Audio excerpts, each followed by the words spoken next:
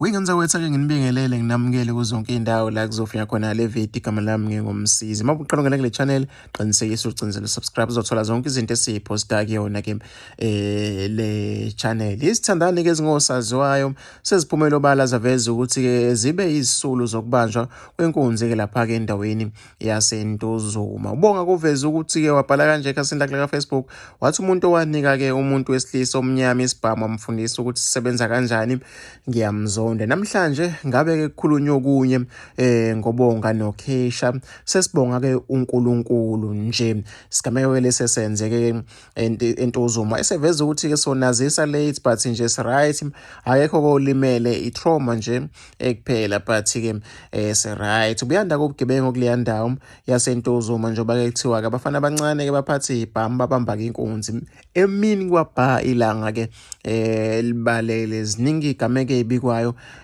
kuleya ndawo. Ngifisa ukuthi ngizwe uvo lwakho nombono wokuthi wena ucabangani-ke ngalolu daba hlangana lapha kwi-comment section.